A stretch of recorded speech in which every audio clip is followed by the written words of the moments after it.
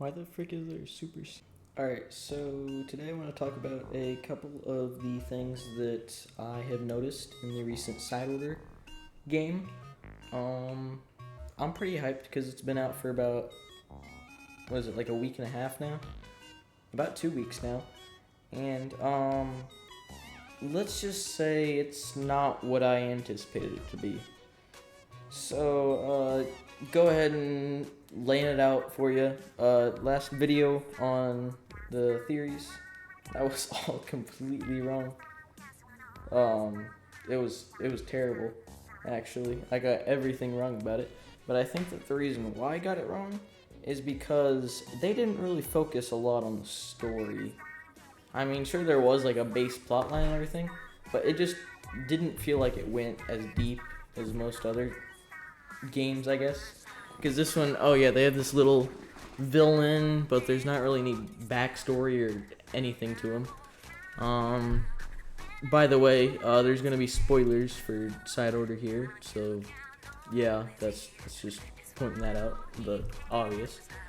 And another thing I want to point out is the music. The music, it's not, I guess it doesn't stick out as much as all the other games, because take like even Splatoon 2, right? You have like Tide Goes Out and Bomb Rush Blush and stuff like that.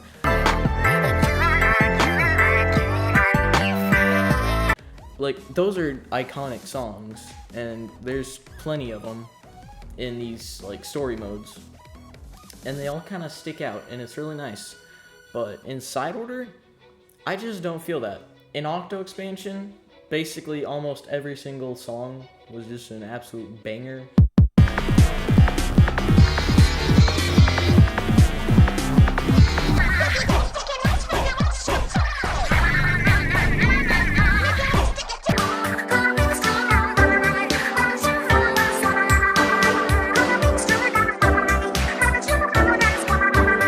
There were a couple that were like meh, but a lot of them were really nice. In this game, it doesn't really seem like that.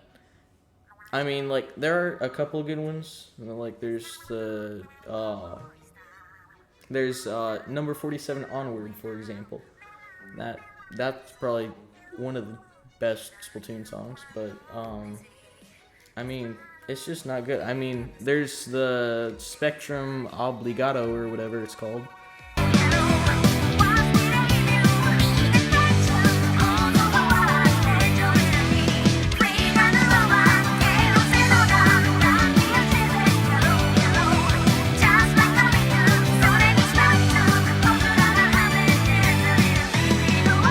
But I mean, it just feels like ebb and flow again. So I mean, it just doesn't feel special, really. So gameplay though, it is amazing. There's so much to do, but the problem with it is it just doesn't last long. I mean, I think even Octo Expansion was longer than it, but I mean, I guess it does have some replayability, but it's just not something I would really commit to coming back to over and over again and doing. Unless it's for completion's sake, obviously, but I mean, once I 100% basically everything, there's not really much of a reason to go back or anything. At this point in the game, I've completed all 12 pallets. Yeah, just putting that out there. And I just feel like there was a lot of missed opportunity in this DLC, because from what they showed off, like 90% of it was story. Ever since like the second trailer, they've been showing off this insane like tower boss, and I mean, we're climbing up a tower, so we're like, oh my gosh, this is gonna be some really important boss in the game. Turns out it's just another mini boss, and it has basically nothing to do with the story. And I feel like they just really missed a massive opportunity here. They're like, oh, sick. This could be like a deserted wasteland, and we gotta restore the world or something. But nope, it's just a VR world by Marina. Honestly, I think making a joke about the metaverse. But yeah. So there's that. And yeah, there were a lot of story things teased that I don't really think came all the way through. Um, but yeah, that's just what I think. Um, and yeah, but gameplay wise, this is probably the best DLC that we've had. It's just so fun to play. But I mean, the replayability just isn't great. I mean, it's got good replayability. It's just not something I would want to replay, is the thing. Um, and that's just kind of the problem. There's just a lack of content. I mean, I know it's supposed to be infinite randomized levels. The levels aren't as randomized as I assumed. I thought that each one would have like a different stage layout and like, you know, different challenge and all this. And I mean, yeah, there's a few maps that have different challenges that you go up, but there just aren't that many maps. I mean, I don't know how many there are. I could probably look it up on the Wikipedia real quick, but yeah, I'll have it up on the screen here. But I mean, yeah, there just aren't that many maps, so it doesn't feel as randomized as I was hoping. The chips are probably the best part of this, because there's so many different chips, so many different ways you could customize it. The only thing that I would change about the chips are the common tones. And it's just, I mean, a lot of the tones are good for the weapons, like, I don't know, Agent Force palette with I believe it's the range chip. That's the first one. That's good. Same thing with the merch palette with the blaster. That one's really good because it has range as well, and the blaster is like a short range thing, so it's really good. But there's just a few of them that kind of stick out, and I mean, like, well, what if you want to challenge yourself? What if you want to pick all of this chip for this weapon, and it just be a really difficult challenge? You can't do that because of these super common tones making all the others really hard to find. Now, I know there are hacks and stuff that you can just turn those off, and you have a much higher chance of it. But it's still a common tone, and I'm just like, give me some way. Give me pearls so I can change it or something like that. It would just be nice. And another thing I wanted to point out is just really, I guess, yeah, back to the story. Every other game has a massive impact on like the rest of the game, basically, whether it be like character growing up or freaking, I don't know, just next thing in the timeline and all this stuff, adding a completely new storyline here. But I mean, this game just kind of adds on just a little bit to Octo Expansion. Like, it's not even doing much. The deepest lore that we get is like Oct and Deadfish, and they don't really have much either. So, I mean, yeah. I mean, I do like the Marina logs. I just kind of wish that there was another way they could have roped those in. So, all right, let me go ahead and rate everything real quick. Gameplay, I'm gonna give it an 8 out of 10. Really, really nice, really smooth and laid out for us, but I just feel like they kind of missed the opportunity for more randomization and replayability. Story-wise, gonna give it a 3 out of 10, because it's just not a good story, really. Music, I'm gonna give it a 6 out of 10, because it's got some really good music, but compared to everything else, it's just not good at all. Yeah, but, so there's that. And I want to end this with a little mini theory, and, it's probably something that a lot of people are really gonna hope for, but, Nintendo probably won't do it from what we've seen. To those who don't know, a while back, I think it was sometime in the summer, people started leaking files for the side order DLC. That's because they were in the game. There were no, like, actual models or anything, so we couldn't see it at the time.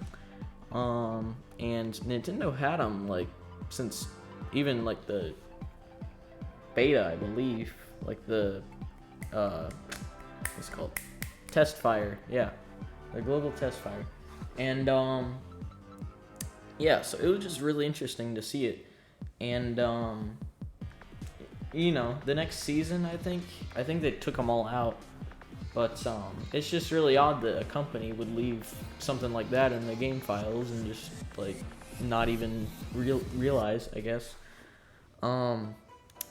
But the fact that they could take out files really gives me an idea. In the Splatoon 3 expansion pass, when they first announced it, a couple people had a theory that there were going to be 4 waves to the DLC, and that we just had heard about 2 because of the little banner things, I guess, in the corner of the screen, in the logo. I'll have it up here. But yeah, so I really like this theory just because, oh, well, yeah, this is nice. But as we've heard already, Splatoon 3 is going to be the last game mode with like this set of characters. So this has got to be like the end. Like, this is the way that they're going to make a giant epic climax battle or something at the end. I was really hoping in side order that we got like every character back. We have this massive battle with this like one character, I don't know who, but maybe Lil Judd. But yeah, so I was really hoping for that sort of thing, but we just didn't get that. There wasn't much story. But now that we have all 3 games basically in one, I would like to think that they will have one more wave of DLC. And here's why. So, a little while ago, I made a list of just every single 3 connection that I could think of in Splatoon 3, because that's their whole gimmick, is that, oh, everything is 3. So here's everything I could think of. So there's Tricolor Turf War, Tri-Splatfest themes, I guess freaking, I don't know. The choices in Splatfest, there's 3 of them. There's 3 mini bosses in the story mode, excluding DJ Octavio. There's 3 different idols. There's 3 different plazas. There's 3 different marigolds on one sunken scroll page. There's always 3 options available on the plaza selector, even though there's 4 different locations we can visit.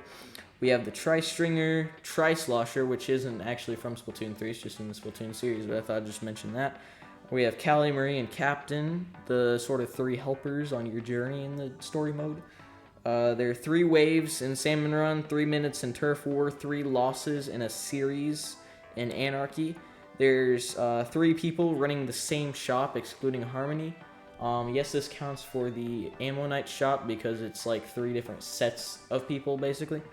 There's 3 mini bosses in side order. There's 30 floors in side order, and there's a new Agent 3. And that's another big thing. They have Agent 3 and new Agent 3. I'm assuming they just had a new Agent 3 because it was Splatoon 3. But now I'm thinking that they purposefully had only Agent 3 and the new Agent 3 in here because it's the Splatoon 3 game. So yeah, there's that.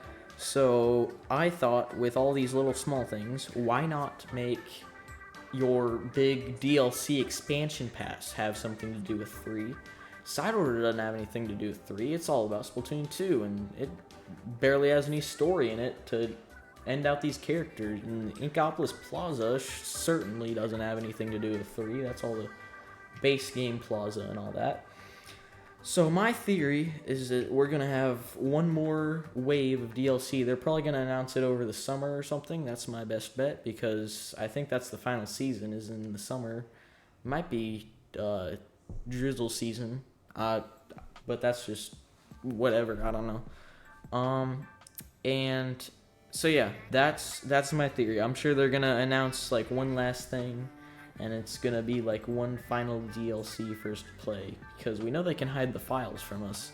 So it was just really odd to me, because they have 2 waves of DLC and 4 banners on the logo, but everything about it is 3. So I'm like, why not just make it 3? So that's just what I think. I don't know for sure. Maybe they can't even do it because it's not on the Nintendo eShop or anything. But yeah. So that's just all I have basically. Thank you guys. And I'll see you in the next one.